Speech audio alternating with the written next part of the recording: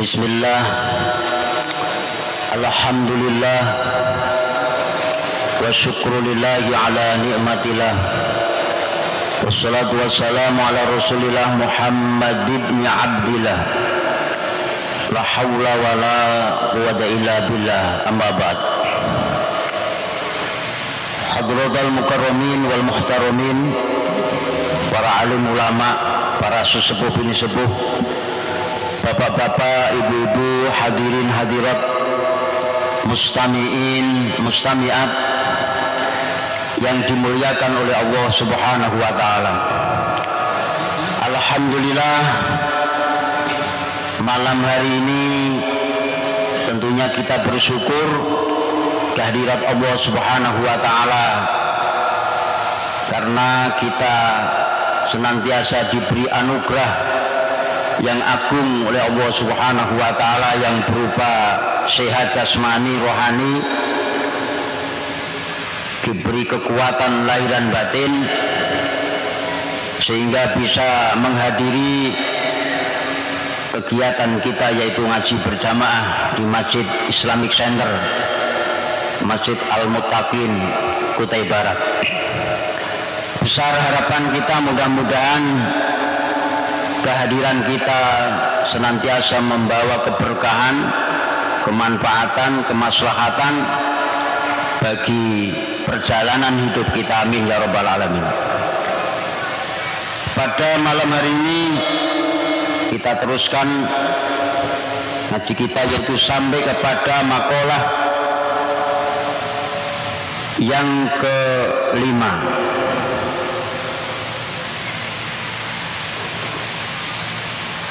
yaitu masih pada bahasan 4 perkara, di mana 4 perkara tersebut itu bisa disempurnakan dengan melakukan 4 perkara. Yang pertama sudah saya jelaskan bahwasanya kesempurnaan sholat itu mengerjakan 2 sujud sahwi, tapi kalau memang ada sebab yang menyebabkan adanya melakukan 2 sujud sahwi tersebut. Kemudian yang kedua, watamamu shaumi, ai saumu Ramadan. Watamamu shaumi ai saumi Ramadan bi shadaqatil fitri. Sempurnanya puasa Ramadan itu dengan zakat fitrah. Jadi puasa Ramadan ini sempurna kalau sudah membayar zakat fitrah. Artinya seperti itu. Qala Allah Ta'ala, ini sesuai dengan firman-Nya Allah Subhanahu wa taala, wa 'alal ladzina yutiqunahu fidyatun ta'amu miskin. Jadi wajib bagi orang-orang yang mampu membayar fidyah, maka wajib membayar fidyah, membayar zakat fitrah atau membayar fidyah. Jadi wa 'alal ladzina yutiqunahu fidyatun ta'amu miskin. Ini saya jelaskan sesuai dengan redaksinya ini. Wa dhamiru fi yutiqunahu raji'un lil fidyah. Jadi dhamir yang terdapat pada lafaz yutiqunahu, haknya itu marji'nya terhadap lafaz al-fidyah, li'annahu muqaddamun rutbatan, karena domirnya itu domir muqaddam, didahulukan. Berarti maknanya gimana? Wal makna wa 'alal ladzina yutiqunal fidyah wa ta'amu miskin. Jadi wajib bagi orang-orang yang mampu membayar fidyah, maka ia wajib memberi makan orang miskin. Wal muradu minat ta'am shadaqatul fitri, yang dimaksud dengan ta'amu miskin itu adalah zakat fitrah. Li'anna Allah Ta'ala dzakara hadhil ayat aqibal amri bis siyami. Karena ayat ini dituturkan oleh Allah Subhanahu wa taala setelahnya Allah memerintahkan perintah ibadah puasa. Jadi ya ayyuhalladzina amanu kutiba alaikumusyamu kama kutiba alal ladzina min qablikum la'allakum tattaqun ayyaman ma'dudat. Terus faman kana minkum maridon aw ala safarin fa'iddatun min ayamin ukhur wa 'alal ladzina yutikunahu fidyatun tu'amu miskin. Ini dalilnya Imam Nawawi bahwasanya sempurnanya puasa itu dengan membayar zakat fitrah. Lah dalilnya ini menurut Imam Nawawi. Karena apa? Karena Allah Subhanahu wa taala menuturkan ayat yang mewajibkan zakat fitrah itu setelahnya ayat perintah puasa. Kama amara Allah taala bitakbiratil id akibal ayati saniyah kama fi fatil khabir. Seperti halnya yang disebutkan di dalam kitab Fathul Khabir bahwasanya Allah Subhanahu wa taala puasa. Jadi kesimpulannya bahwasanya puasa itu bisa sempurna setelah membayar zakat fitrah.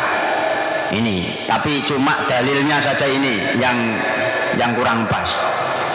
Wa 'alal ladzina yutikunahu fidyatun tu'amu miskin. Ini perlu dikoreksi karena kalau di dalam kitab-kitab fikih itu wa 'alal ladzina yutikunahu fidyatun tu'amu miskin ini untuk sebagai dasar bahwasanya orang-orang yang kuat puasa. Orang yang kuat puasa tapi tidak puasa karena ada alasan lain, maka wajib membayar fidyah. Jadi ayat Al-Quran yang kama kutiba alal ladzina min qablikum la'allakum tattaqun, ini firman Allah yang mendasari kewajiban orang-orang yang beriman untuk melakukan ibadah puasa. Tapi ibadah puasa itu istilahnya tidak harus dipaksa untuk melakukan puasa, enggak. Kalau memang orang-orang yang tidak mampu berpuasa ya boleh tidak berpuasa. Contohnya orang yang sakit, makanya faman kana maridon aw ala safarin. Kalau orang itu sakit atau orang yang dalam perjalanan yang sekiranya perjalanan yang ditempuh itu sudah bisa untuk mengqashar sholat ya, kira-kira berapa itu 90 km 90 km berarti 90 kilo kira-kira di mana Samarinda ya, lebih ya itu boleh sudah.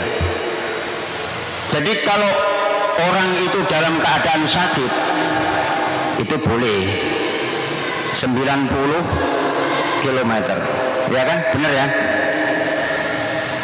Atau dalam keadaan perjalanan, karena orang yang berjalan musafir yang jauh itu pada umumnya adalah melelahkan perjalanan itu, maka diperbolehkan secara syar'i itu diperbolehkan untuk tidak puasa. Tapi kalau tidak puasa fa'iddatun min ayamin ukhur, nanti kalau sudah sembuh wajib ngodoni. Kalau sudah tidak dalam perjalanan wajib ngodoni. Nah, kemudian ini bakasannya dari sini ya. Nah, kemudian ada tambahan ayat wa 'alal ladzina yutikunahu fidyatun tu'amu miskin. Nah, orang yang tidak puasa tapi sebenarnya itu kuat puasa tapi enggak puasa, karena adalah alasan lain, maka selain wajib ngodoni, wajib membayar fidyah. Contohnya ini, umpama wanita-wanita hamil atau yang menyusui.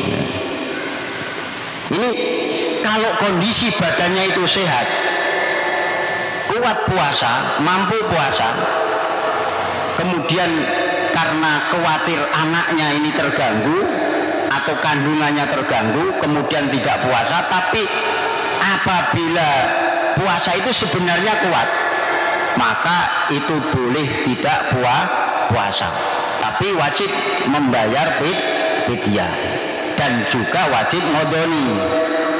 Ini wajib ngodoni, kecuali orang yang tidak kuat puasa, yang memang permanen tidak kuat puasanya itu, seperti umpama orang tua ya kan, yang tidak mampu puasa, ini enggak ngodoni, tapi wajib membayar fidyah. Setiap hari dibayar ya kan, fidyahnya itu 6 apa? 6 mud ya. 6 apa itu? 6 on. 6 on kok 6 mud kebanyakan ini. 6 on, kira-kira 25.000 lah nasi satu bungkus ini, sama minumnya. Setiap hari ngasih ya kan, setiap hari ngasih. Cari orang miskin, orang fakir, orang tua ini. Tapi kalau ada wanita yang hamil atau ada wanita yang menyusui, memang badannya kurang enak, nggak sehat, selain mengkhawatirkan anaknya maupun kandungannya, tapi badannya sendiri memang kurang sehat, nggak mampu puasa, itu boleh nggak puasa? Kalau orang yang seperti ini wajib ngodoni saja, tidak wajib membayar fidyah. Ini perlu kita jelaskan ya. Kadang-kadang salah kaprah ya. Jadi mengandung, hamil ya kan, nggak puasa, bayar fidyah saja. Nggak seperti itu. Karena apa? Karena fidyah ini hanya untuk menyempurnakan, bukan untuk mengganti kewajiban. Nah, ini harus dipahami. Kadang-kadang ada orang yang pekerja keras, pekerja kontrak yang tidak bisa ditinggalkan ya kan, kemudian tidak puasa, alasannya kalau puasa nggak kuat ya. Nah ini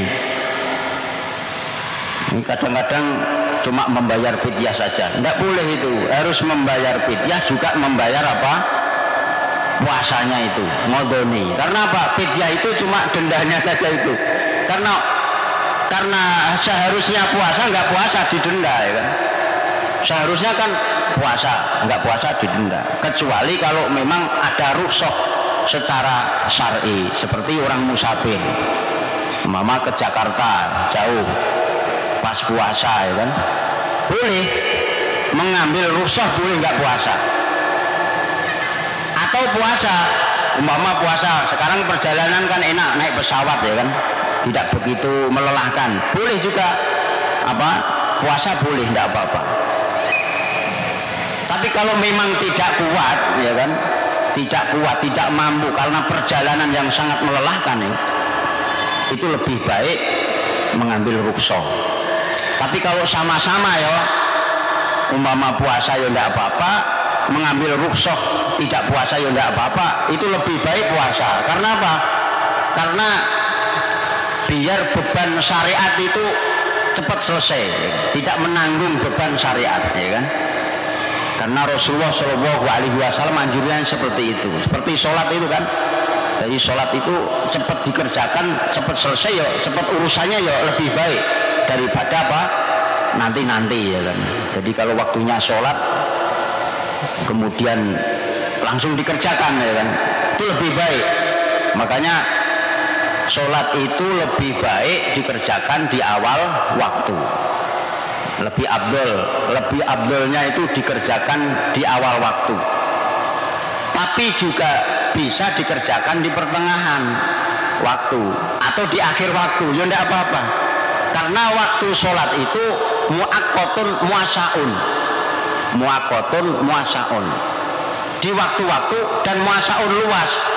Jadi umpama sholat duhur, ya kan, umpama pakai jam aja, umpama jam 12 sampai jam berapa, umpama jam 4, yaitu waktunya, ya kan, umpama ini kan, jadi muakotun masaun, waktunya itu di waktu-waktu, harus di dalam waktu tapi jembar, luas, ya kan, tidak sempit, tidak harus ada adzan langsung harus mengerjakan sholat pada waktu itu, enggak, tapi kalau dikerjakan pada saat itu awal waktu itu abdul, adalah lebih utama.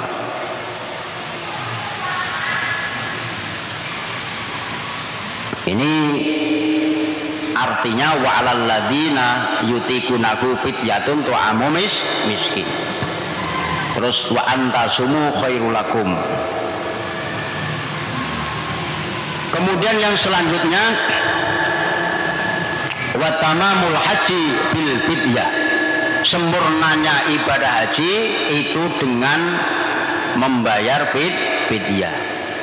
Wa ya imma daf'ul na'ami awil amdadi idza wujida sababua alladhi yujibuha au yusinnuha au lam yajid bal fa'alal fidyah kal ikhtiyati. Jadi yang nomor 3, 4 perkara yang bisa disempurnakan dengan 4 perkara, yaitu sempurnanya ibadah haji dengan membayar fidyah. Tapi tentunya ada sebabnya, ya kan? Seperti tadi ada sebabnya, kenapa kok disuruh sujud sahwi, ada sebabnya. Kenapa kok disuruh membayar fidyah, ada sebabnya, ya kan? Seperti halnya ini, jadi ibadah haji itu bisa sempurna, yaitu disempurnakan dengan membayar fidyah. Alhamdulillah ini pas, yaitu di bulan haji. Saudara-saudara kita yang ada di Makkah Mukarramah Saudi ini menunggu wukuf di Arafah. Jadi wukuf di Arafah itu pada tanggal 9 Zulhijjah. Nah, pada tanggal 9 Zulhijjah itu rukun yang paling pokok, ya kan, ibadah haji itu wukuf di Arafah. Al haju Arafatun. Jadi haji itu Arafah, wukuf Arafah. Artinya apa? Kesempurnaan ibadah haji itu yang paling penting, ya, itu adalah wukuf di Arafah. Bukan berarti haji itu cuma wukuf di Arafah, tapi wukuf di Arafah ini adalah merupakan rukun yang paling terpenting, yang paling pokok. Jadi ibadah haji itu ada rukun, ada wajib, ada sunnah, ada syarat-syaratnya juga. Jadi tidak semuanya itu wajib menunaikan ibadah haji, ada syarat-syaratnya, termasuk syaratnya adalah orang yang mampu. Nah, ada rukunnya haji itu apa? Seperti ihram disertai dengan niat, ya kan? Kemudian yang kedua wukuf di Arafah itu pada tanggal 9, waktunya setelah lingsirnya matahari. Ini mungkin kalau yang belum naik haji sedikit saya jelaskan biar untuk pengalaman, mudah-mudahan nanti dipanggil oleh Allah Subhanahu wa taala, ya kan. Pengen haji kan? Pengen haji itu gampang, haji itu istiqomah membaca surah Al-Fatihah 3 kali, ya kan. Kemudian surat Qul a'udzu birabbin nas 3 kali, Qul a'udzu birabbil falaq 3 kali, ya kan. Kemudian yang ketiga, ya kan, itu menjual surat tanah 3 kali. Menjual 3 surat tanah. Insyaallah kelar. Tapi umpama nggak punya surat tanah, ya enggak apa-apa. Yang penting membaca surah Al-Fatihah. Iyyaka na'budu wa iyyaka nasta'in. Yang penting itu, ya kan. Jadi jangan nasta'in, tapi urut. Iyyaka na'budu wa iyyaka nasta'in. Ibadah baru nasta'in. Yo, kita itu kadang-kadang, ya, kita ini kadang-kadang salah, ya kan. Nggak tertib. Nasta'in terus, ya Allah minta kaya, ya Allah minta biar bisa kaji, ya Allah mudah-mudahan bisa beli mobil, ya Allah mudah-mudahan bisa beli motor, ya Allah mudah-mudahan mendapatkan harta yang banyak. Tapi tidak dimulai dengan na'budu. Jadi nasta'in itu harus dimulai dengan na'budu. Na'budunya itu apa? Ya sholat yang rajin, ya kan? Ibadah yang rajin, kemudian membaca Al-Quran yang rajin. Itu jadi baru nasta'in, ibadah dulu baru minta kepada Allah. Lah pinginnya luar biasa semuanya dipingini, tapi nggak pernah ibadah, ya kan? Nah ini kurang tertib ini. Ini namanya kurang ajar, ya kan? Minta kepada Allah tapi nggak tertib. Yo nak butuh dulu baru nasta'in. Ini di wukuf di Arafah ini ada dosa-dosa yang tidak diampuni oleh Allah Subhanahu wa taala kecuali dengan wukuf di Arafah. Nah, ini luar biasa hikmahnya wukuf di Arafah. Makanya teman-teman kita, saudara-saudara kita yang nanti wukuf itu harus digunakan yang baik. Jadi haji itu jangan untuk pamer-pameran. Ketika wukuf nanti syuting secara langsung, ya kan? Konsentrasi ibadah di sana. Itu syai'un yang lain-lain itu nanti dulu lah untuk ibadah. Karena apa? Belum tentu setiap tahun bisa haji, ya kan? Bahkan satu umur saja belum tentu. Kalau yang dipanggil oleh Allah itu luar biasa, mendapatkan kesempatan dipanggil oleh Allah Subhanahu wa taala. Karena banyak yang daftar, terus gilirannya itu sampai berapa ya? Sampai berapa tahun gitu. Kadang-kadang sudah daftar, sudah persiapan karena umurnya udur, kemudian ada yang meninggal dunia nggak jadi haji, ya kan? Itu banyak seperti itu. Makanya yang mendapatkan kesempatan ibadah haji harus benar-benar digunakan dengan sebaik-baiknya. Itu wukuf itu rukun. Kemudian tawaf itu juga rukun. Kemudian sa'i, setelah sa'i termasuk juga tahallul, itu rukun. Nah, haji itu ada wajibnya juga, wajib haji. Kalau rukun tidak boleh ditinggalkan. Kalau ditinggalkan, ya kan, ibadah hajinya tidak sah. Tapi wajib itu boleh.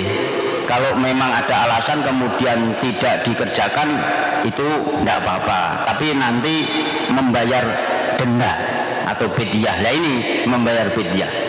Seperti wajib haji itu ihram tidak di tempat, ya kan, yang tidak di tempat yang ditentukan, atau apa namanya, tidak sesuai dengan mikot, ya kan, mikot makani yang ditentukan.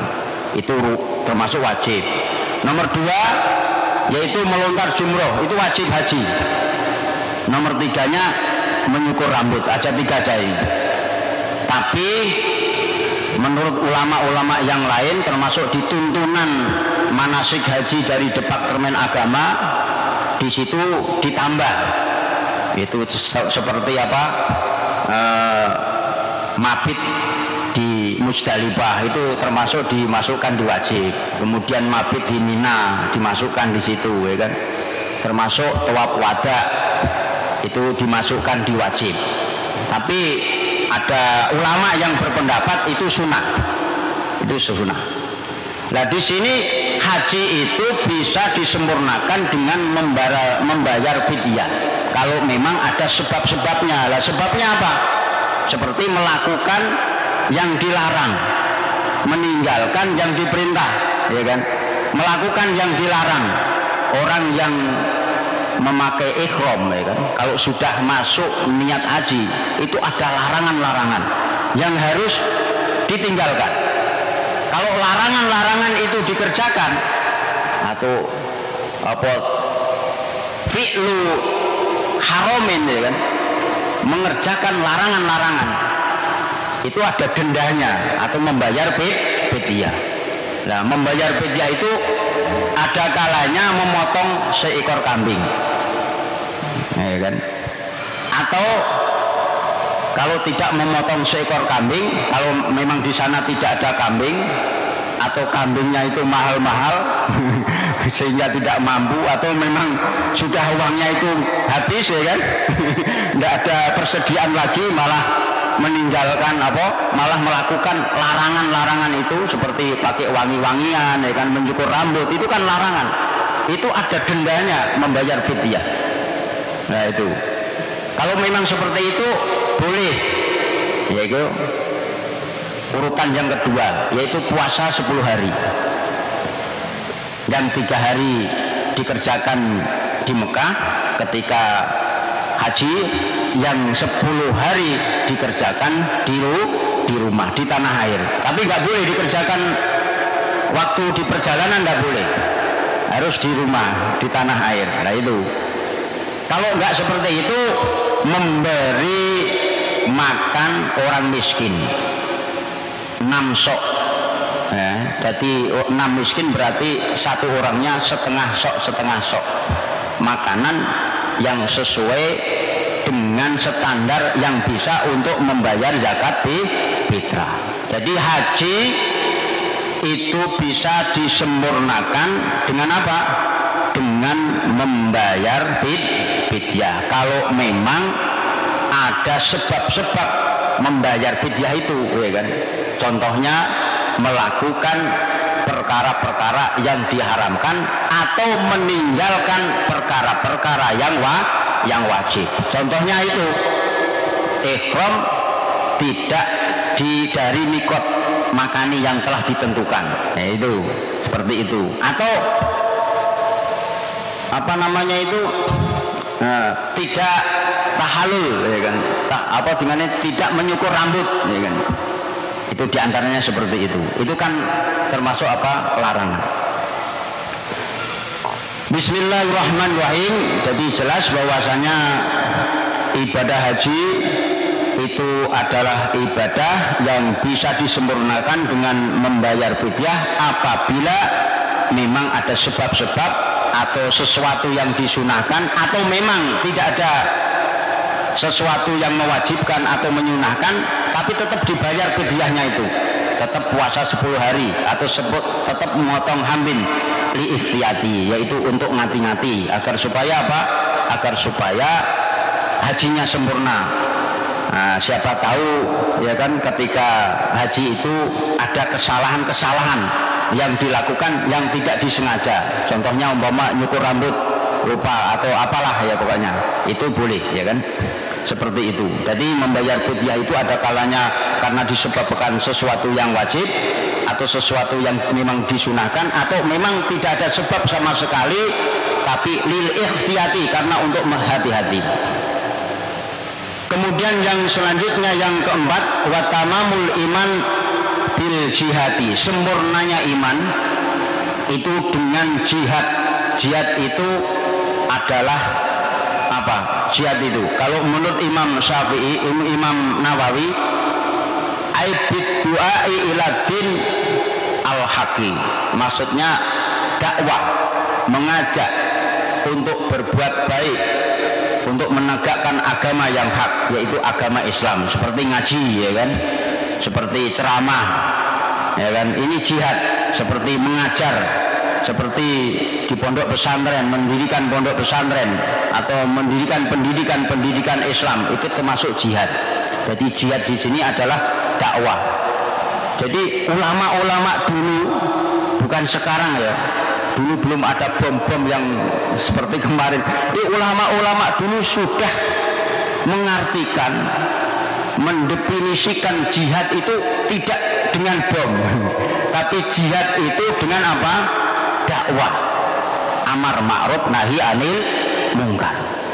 Nah kalau sekarang ya kan, kemudian ada orang yang mendefinisikan jihad itu harus dengan perang, dengan bom, padahal tidak pada medannya peperangan, ya kan, ya itu sangat salah sekali, ya kan, salah dalam memahami agama. Jadi sempurnanya iman kita itu dengan jihad. Jihad itu artinya apa? Dakwah, amar ma'ruf nahi anil mungkar. Nah dakwah itu untuk kita semuanya ini bisa, ya kan, kalau ada ilmunya ya dengan ilmunya. Kalau nggak punya ilmunya, karena dakwah ini harus apa? Harus mempunyai ilmunya. Tidak semuanya, ya kan. Makanya nanti kalau punya harta, ya kan, jihadnya dengan harta. Kalau ada pondok pesantren, ya kan, kemudian nyumbang, ada bangunan musola, bangunan masjid, nyumbang, ya kan, atau pendidikan apa, ya kan? Kalau nggak punya harta, dengan tenaga, pas ada gotong royong ikut, itu termasuk jihad. Jadi jihad di sini adalah bukan hanya apa amar ma'ruf nahi mungkar, artinya adalah luas. Jadi sempurnanya iman kita yaitu dengan jihad, dengan dakwah amar ma'ruf nahi anil mungkar. Kama qala Syed Ali Al-Jurjani fi ta'rifat wal maqalatu sadisatu an Abdillah bin Mubarak Hafidul Qadi Nuh Al-Marwazi man fa'ala kula yaumin isnatai asyarata raqatan faqad ada haqqus sholat. Makalah yang keenam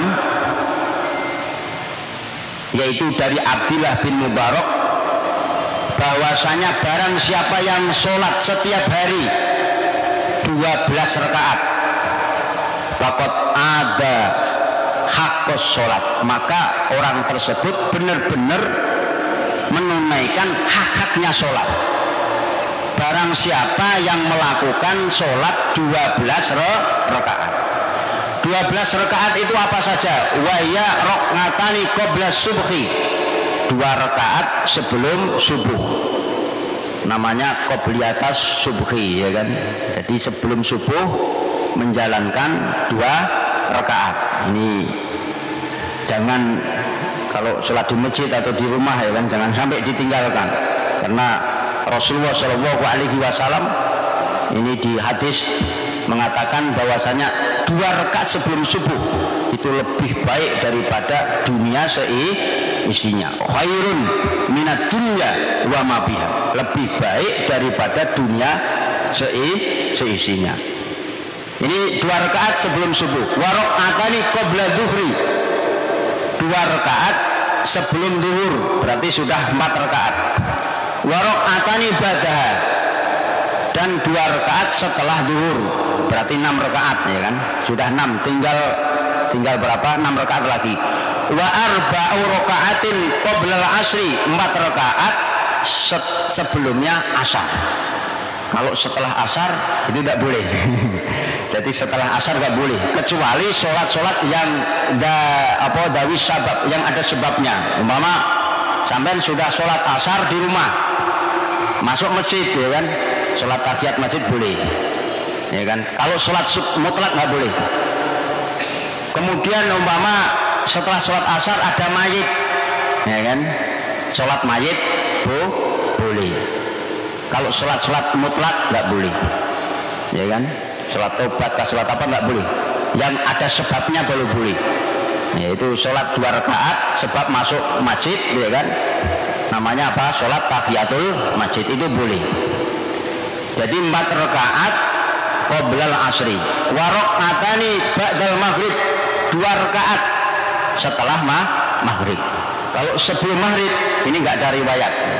Jadi kalau sampean sebelum maghrib, qobliyah maghrib enggak ada riwayatnya.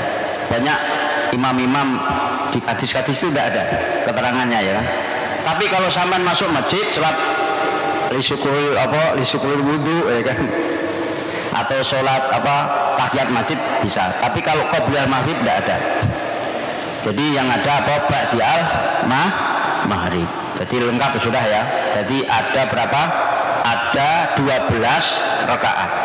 12 rakaat itu mulai dari subuh, 2 rakaat sebelum subuh, 2 rakaat lagi sebelum zuhur, 2 rakaat lagi setelahnya sholat zuhur, 4 rakaat sebelum sholat asar, kemudian ditambah 2 rakaat setelahnya sholat maghrib. Barang siapa yang mengerjakan 12 rakaat, sholat 12 rakaat, tapi lain sholat fardu, ini sholat sunnah, maka orang tersebut termasuk orang-orang yang menunaikan hak-haknya sholat.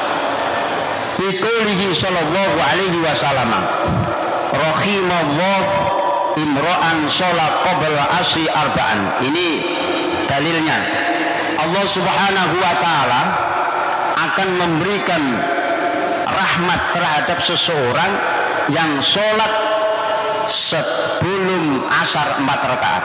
Ini dalilnya. Wa kana sallallahu alaihi wasallam yusalli qabla arba'an yafsilu bainahunna bitaslim. Dan Rasulullah sallallahu alaihi wasallam mengerjakan 4 rakaat sebelum sholat asar itu dipisah, yaitu dengan 2 rakaat. Jadi 2 rakaat dulu baru 2 rakaat. Ya. Jadi kalau dikerjakan satu salaman ya bisa, tidak apa-apa. Jadi langsung 4 rakaat, tapi jangan pakai tahiyat awal. Kalau pakai tahiyat awal nanti serupa dengan sholat duhur, ya kan? Jadi sholat sunat itu tidak boleh menyerupai dengan sholat fardu. Jadi kalau sholat witir itu juga 3 rakaat umpama langsung 3 rakaat itu jangan pakai tahiyat awal, langsung 3 rakaat diakhiri dengan apa? Tahiyat akhir terus salam. Jadi biar nggak sama dengan sholat maghrib. Jadi kalau Rasulullah SAW sholat sebelum asar itu 4 rakaat, yaitu 2 rakaat, 2 rakaat. Wali Tabrani man sholat 4 rakaatin qabla asri haramallahu badanahu 'alan nar. Ini dengarkan ini Rasulullah ya. Menurut Imam Tabrani bahwasanya Rasulullah SAW bersabda, barang siapa yang sholat 4 rakaat qabla asri sebelum sholat asar, sebelum sholat fardu asar, haramallahu badanahu 'alan nar, Allah mengharamkan badannya dari neraka. Oh, ini luar biasa kan? Fadilahnya luar biasa. Jadi barang siapa yang sholat 4 rakaat sebelum asar, Allah mengharamkan badannya, yaitu terjilat api neraka. Wa naqala wa nuqila li Syekh Khalil Ar-Rasyidi min Dimyati bil Majari Rabbih min khabari Muslim ma min abdin yusalli lillahi ta'ala fi kulli yaumin sinnate asyrata rakaatanan tatawwan ghairu faridatin illa banallahu lahu baitan bil jannah. Barang siapa, ya kan, ini mamin abdin, tidak ada seorang hamba yang sholat setiap hari 12 rakaat lillahi ta'ala, karena Allah ta'ala, yaitu sholat sunat, tidak sholat fardu ya, maka tidak ada lain, tidak ada bukan kecuali Allah membangunkan rumah di surga. Jadi tidak ada seorang hamba yang menjalankan sholat 12 rakaat setiap hari, tidak ada lain, tidak ada bukan kecuali dibangunkan rumah nanti oleh Allah di dalam surga. Tapi 12 rakaat itu selain sholat fardu. Kalau sholat fardu ini wajib, ini yang sunnah. Zada Tabrani, Zada At-Tirmidzi arba'an qabla dzuri wa rak'ataini ba'daha wa rak'ataini ba'dal maghrib wa rak'ataini ba'dal isya wa rak'ataini qabla sholatil ghadati. Jadi kalau menurut Imam Tabrani, Imam Abu Tirmidzi, ini maksudnya 12 rakaat itu adalah 4 rakaat sebelum zuhur, 2 rakaat setelahnya zuhur, 2 rakaat setelahnya maghrib, 2 rakaat setelahnya isya, dan 2 rakaat setelahnya sholat subuh. Wali Tabrani man sholat qabla duhri 4 rakaatin ka'annama tahajjada bihinna min lailatihi. Rasulullah SAW bersabda, barang siapa yang sholat sebelum duhur 4 rakaat, jadi sebelum duhur itu bisa 2 rakaat ya tidak apa-apa, 4 rakaat ya tidak apa-apa. Sholat sunat itu tidak ada batasnya. Mau berapa rakaat ya tidak masalah, ya. Tidak ada batasnya sholat sunat. Dulu itu ada ceritanya Abu Darin itu sholat itu sampai berapa rakaat itu terus gitu. Ditanya kamu sholat apa ya? Kok jumlahnya berapa? Tidak tahu ya, jumlahnya itu tidak tahu. Lah kok itu sholat apa ya? Pokoknya sholat. Dan nanti kalau mengakhiri gimana? Kalau pengen diakhiri. Jadi kalau pengen diakhiri ya diakhiri dengan salam gitu. Jadi sholat itu umpama sholat mutlak itu umpama mau sholat witir ya nggak usah pakai rakaatan. Pokoknya sholat nanti diakhiri ganjil itu tidak apa-apa. Jadi sholat sunat itu tidak ada batasnya. Waman sholat qabla zuhri ini.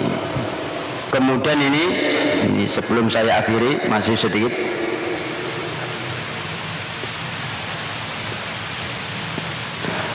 Man sholat qabla zuhri arba'a raka'atin, barang siapa sholat sebelum zuhur 4 rakaat, ka'annama tahajjada bihinna min lailatihi, itu seperti halnya sholat 4 rakaat di malam harinya sebagai sholat tahajud. Jadi umpama sudah sholat 4 rakaat sebelum zuhur, itu hitungannya malamnya sudah sholat tahajud, ya kan? Jadi ini kalau biasanya tidak sholat tahajud malam harinya cukup sholat 4 rakaat sebelum zuhur, itu sudah dihitung seperti sholat tahajud di malam harinya. Ya. Wa man sholahunna ba'dal isya kamislihinna min lailatul qadar. Barang siapa yang sholat 4 rakaat setelah isya, ini setelah isya nanti kalau dipraktekkan ya 4 rakaat itu seperti hanya sholat 4 rakaat pada malam Lailatul Qadar. Oh, luar biasa kan? Wa min sama qala Ibnu Mas'ud laisa syai'un ya'dilu sholatal laili min sholatin nahar illa arba'an qabla dhuhri. Jadi laisa syai'un ya'dilu, tidak ada sesuatu yang bisa membandingi sholat malam min sholatin nahar, dari sholat siang, kecuali 4 rakaat sebelum zuhur. Jadi yang bisa membandingi faedahnya, fadilahnya, utamanya sholat malam itu hanya qabla dhuhri arba'an, hanya 4 rakaat sebelum zuhur. Ini yang membandingi ya, utamanya itu. Jadi sholat-sholat itu yang paling utama itu malam hari, tapi yang bisa membandingi sholat di siang hari hanya 4 rakaat sebelum zuhur. Ini dengarkan, nanti dipraktekan ya kan. Dipraktekan kalau mampu ya kan. Kalau nggak mampu pengen cepet-cepet ya ini sunnah ya kan. Wa musallihin ala sholatin nahar kabadi sholati jama' ala sholatil wahid. Wa fadluhunna ala sholatin nahar kabadli jamaah ala sholatil wahid. Jadi utamanya sholat 4 rakaat sebelum zuhur itu dibanding dengan sholat-sholat yang lain yang dikerjakan di siang hari, itu seperti halnya utamanya sholat berjamaah dibanding dengan sholat sendiri. Jadi sholat berjamaah itu utama 27 derajat dibanding sholat sendiri. Jadi sholat 4 rakaat sebelum zuhur itu utamanya dibanding sholat-sholat di siang hari yang dikerjakan siang hari ya kan. Apakah itu sholat qoblal asri atau sholat apa-apa ya kan, itu utamanya seperti hanya utamanya sholat berjamaah lebih utama dibanding dengan sholat sendiri. Ini yang bisa saya sampaikan. Nah, sebenarnya harus berhenti, karena kalau berhenti tidak di tempatnya di tengah jalan ini agak susah nanti keterangannya. Jadi ada 4 perkara yang bisa disempurnakan dengan 4 perkara ya kan. Itu harus diingat-ingat ya kan. Yaitu sholat disempurnakan dengan 2 sujud sahwi kalau memang ada sebabnya ya kan. Puasa dengan fidyah, kemudian haji dengan apa? Dengan fidyah juga, atau membayar dam atau kafaroh, itu sama aja, itu mah istilah aja. Kemudian yaitu iman itu disempurnakan dengan apa? Dakwah. Jadi orang itu kalau imannya kuat ya kan, kemudian ditambah dengan dakwah itu sempurna imannya. Apalagi orang yang punya ilmu, ya kan, punya ilmu ditambah dengan dakwah. Atau orang kaya iman kuat, ya kan, kemudian ditambah dengan dakwah, dengan kekayaannya itu, ya kan, membantu mengorganisasi keumatan dan lain sebagainya. Inilah yang bisa saya sampaikan, mudah-mudahan ada manfaatnya, mudah-mudahan kita diberi kekuatan oleh Allah Subhanahu wa taala bisa menjalankan yaitu tugas-tugas kita sebagai manusia, ya kan? Tugas-tugas manusia sebagai hamba Allah, artinya taat, mengabdi, tunduk, patuh hanya kepada Allah Subhanahu wa taala. Jadi semuanya kegiatan, pikiran, gerakan, ucapan itu adalah semuanya itu adalah diperuntukkan karena untuk mencari ridho Allah Subhanahu wa taala. Kami akhiri, kurang lebihnya minta maaf. Wallahul muwaffiq ila aqwamit thoriq. Wassalamualaikum warahmatullahi wabarakatuh.